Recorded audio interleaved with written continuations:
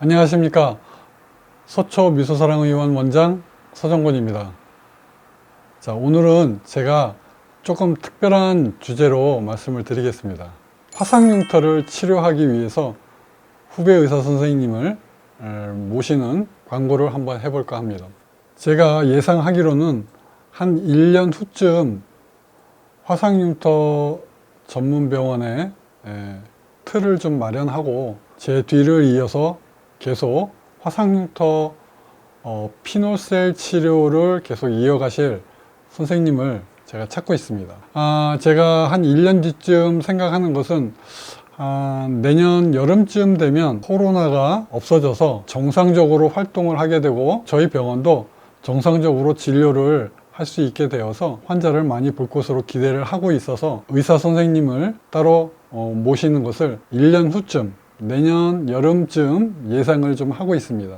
그래서 오늘은 여러분께 제 후배 의사를 양성하는 과정에 있어서 간단하게 몇 가지 소개를 시켜드릴까 합니다. 첫 번째로는요, 저희 서초 미소사랑의원의 히스토리입니다. 두 번째는 화상흉터 하나만을 진료하는 치료 방법, 레이저 서저리에 대해서 피놀셀 메소드에 대해서 소개를 시켜드리겠습니다. 자, 세 번째로는요, 저희 병원에서 화상흉터 하나만을 진료를 하는 것이 얼마만큼 가치가 있는 것인지 소개시켜드리고 저희 병원도 이렇게 소개를 좀 시켜드리겠습니다. 첫 번째로는요, 히스토리입니다. 제가 처음에 화상흉터를 시작한 계기가 된 게 저희 큰아들 때문에 화상흉터를 시작하게 되었습니다. 저희 큰아들이 초등학교 6학년 때 차문에 엄지손가락이 끼어서 엄지손가락을 크게 다쳤어요. 그때 바로 얘기를 했으면 됐는데 요거를 좀 아이가 좀 숨겼어요. 그래서 오래 있다 보니까 치료 시기를 놓쳐서 손톱이 갈라져서 이렇게 비유성 흉터가 생기고요. 손톱이 완전히 중간에 없지요. 속에는 이렇게 빨갛게 흉터가 생기고 패드가 이렇게 보입니다. 그래서 이거를 치료를 하려고 성형외과를 갔었는데 이게 치료를 하기가 좀 어렵다고 그래서 좀 고민을 하다가 제가 직접 치료를 하기로 했습니다. 그래서 피놀 요법이라는 것을 발견하게 됐고요. 그 당시에 이미 한국 논문에 이게 피놀 요법이 발표가 됐어요. 그래서 제가 이 논문을 보고 저희 아들을 처음에 치료를 시작해서 6번을 한 결과 이렇게 만들어 놨습니다. 그때 제가 해부학 공부하고 처음에 시도를 하면서 가족을 또 치료하는 거기 때문에 굉장히 떨리는 마음으로 치료를 했던 기억이 아주 새록새록 납니다. 그래서 이거를 성공하고 난 다음부터 화상흉터에도 적용을 하기 시작했고요. 그 다음에 시간이 조금 더 흘러서 화상흉터뿐만이 아니고 피부 이식 흉터에도 적용을 하기 시작했고요. 그 다음에 오늘날에 이르렀습니다. 이제 햇수로 19년째가 되고 있습니다. 두 번째로는 피놀셀 치료를 좀 소개를 해보겠습니다. 자, 여러분께서 레이저 서저리 하니까 자꾸 다른 레이저랑 이렇게 비교를 하세요. 어떤 레이저를 쓰냐, 회사는 어떤 거냐, 얼마나 좋은 레이저냐. 저는 가장 고전적인 방법으로 치료를 하고 있습니다. 어떤 얘기냐면 레이저가 처음 나온 시절에 레이저가 처음 나왔다는 거는 그 CO2 레이저입니다. 우리 보면은 가장 흔한 레이저죠. 동네에 내과에도 있고 소아과에도 있고 산부인과에도 있고 이게 동네에 흔한 레이저예요. 저보고 어떤 레이저 쓰냐, 얼마나 좋은 레이저 쓰냐 물어보지 마세요. 그리고 또 어떤 의사 선생님들은 그 CO2 레이저를 사용하는데 에너지는 어떻게 쓰냐, 그런 거 물어보지 마십시오. 왜 그러냐면 이미 의사 선생님들도 다 알고 있는 치료 방법이에요. 쉽게 얘기해서 처음에 제가 시도를 할 때 어떤 걸 알고 있었냐면 여드름 딱딱하게 빨갛게 염증이 생겨서 곪는 그런 여드름에 기존의 치료법이 있었어요. 피놀 치료법. CO2 레이저로 구멍을 만들어 줍니다. 그러면 고름이 있었던 여드름 자체가 배출구가 생기면서 고름이 나오게 되고 우운드 힐링이 저절로 되면서 자연스럽게 상처를 안 남기고 여드름이 치료가 되는 것을 기존에 있는 치료 방법입니다. 그것을 응용한 것은 피놀셀 요법이고요. 피놀셀 요법은 CO2 레이저로 흉터에다가 구멍을 뚫어 놓고 그 위에 CO2 프락셔널 레이저를 같이 쏘는 겁니다. 자, 이 이상의 이하도 없습니다. 그 다음에는 의사 선생님이 판단해서 하는 거예요. 제가 처음에 그렇게 시작했습니다. 저 혼자 스스로 그렇게 배웠습니다. 그리고 제가 다 적응을 해서 19년째 이렇게 치료를 하고 있습니다. 저한테 어떠한 에너지로 어떻게 핸들링을 하느냐 이렇게 물어보는 거는 너무 기초적인 질문을 하는 거라서 그건 답변의 가치가 없다고 제가 생각을 합니다. 이 피놀셀 레이저는 제가 소개시켜 드리면 이렇습니다. 이 구멍을 흉터 위에다가 하나씩 제가 뚫는다고 그랬죠. 그 구멍을 잘 만들어주면 흉터가 없어지고요. 상처의 치유 기간을 통해서 정상 피부와 비슷하게 만들어내는 겁니다. 그거를 의사가 유도해내는 거예요. 이 구멍을 뚫는다는 것은 어떤 의미냐? 흉터를 없애는 겁니다. 사실은 이게 말도 안 되게 시간이 어마어마하게 많이 걸립니다. 왜요? 한 개씩 구멍을 뚫었기 때문에 그렇습니다. 그냥 다른 레이저처럼 쭉쭉쭉쭉 쏘고 많은 게 아니에요. 화상 흉터 하나만 허벅지 사진이에요. 허벅지에 흉터가 좀 심하게 있습니다. 이 정도 사이즈의 흉터를 저희 병원에서 피놀셀 레이저로 구멍을 한번 뚫는데 한 번 피놀셀 레이저 수술을 하는데 시간이 얼마나 걸릴까요? 준비 시간 빼고 처치 시간 빼고 수술하는 시간만 8시간입니다. 왜 그러냐면 정말 집중해서 구멍을 그냥 뚫어놓으면 되는 게 아니에요.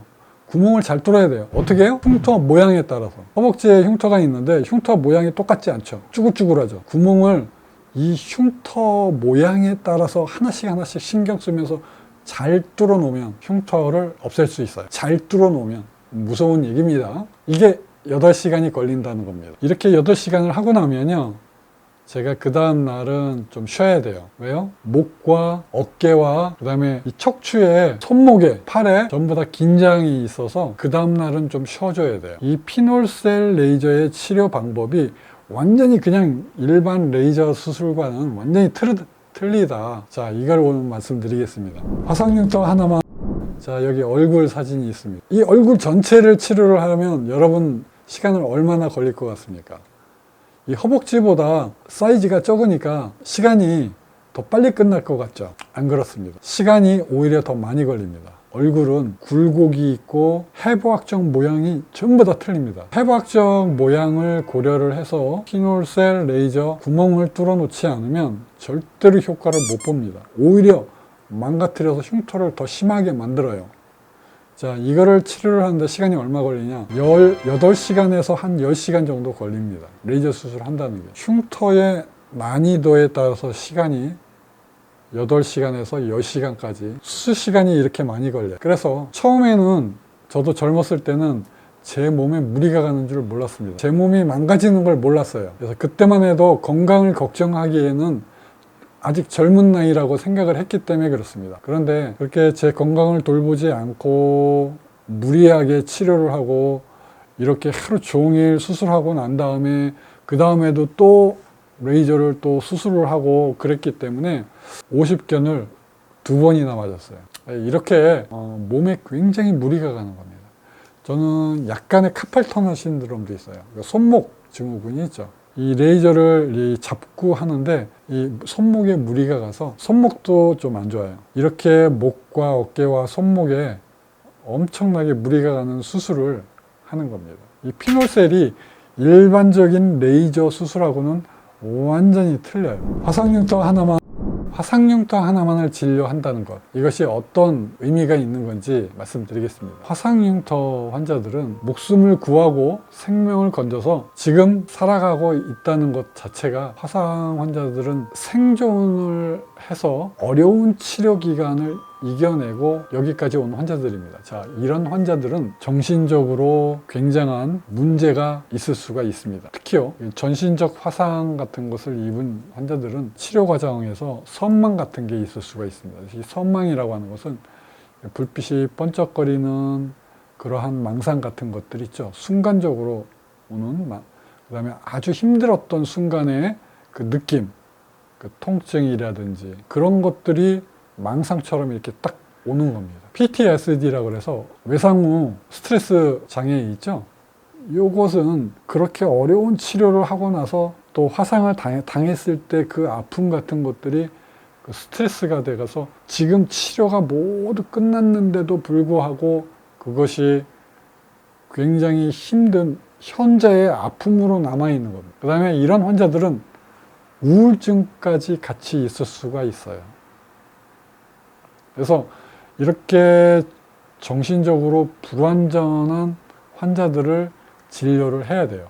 이것을 충분히 감안해야 됩니다. 자, 이러한 환자를 매일매일 진료를 하는 거예요.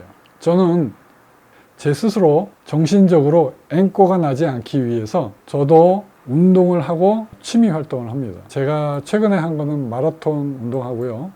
그 다음에 정서적으로, 정신적으로 무너지지 않기 위해서 제가 또 클래식 음악은 오래전부터 듣고 있습니다. 자, 그래서 저희 병원에서 환자를 진료를 한다는 것은 의사 선생님이 육체적으로 건강해야 됩니다. 그러니까 운동을 열심히 하고 젊은 의사 선생님도 자기 몸을 튼튼하게 만들어야지 견딜 수가 있어요. 몸이 망가지지 않습니다. 그리고 정서적으로 취미 활동을 건강하게 해서 자기 자신의 정신적인 에너지를 보충을 할 필요가 있습니다. 그래서 이렇게 훌륭한 진료를 하실 제가 후배 의사 선생님을 찾고 있는 것입니다. 아주 도움이 절실한 환자들입니다. 인생이 바뀌어버린 환자들에게 새로운 인생을 찾아주는 것, 아픈 기억을 완전히 없애주는 것, 굉장한 고통에서 생존을 해낸 환자들에게 새로운 인생을 찾아주는 것, 그러한 훌륭한 의사 선생님을 제가 찾고 있습니다. 혹시 관심이 있는 훌륭한 선생님들께서 많이 지원을 해주셨으면 하고 오늘 이 시간에 여러분께 소개를 해드렸습니다. 화상흉터 하나만 서초 미소사랑의원 서정관이었습니다. 감사합니다.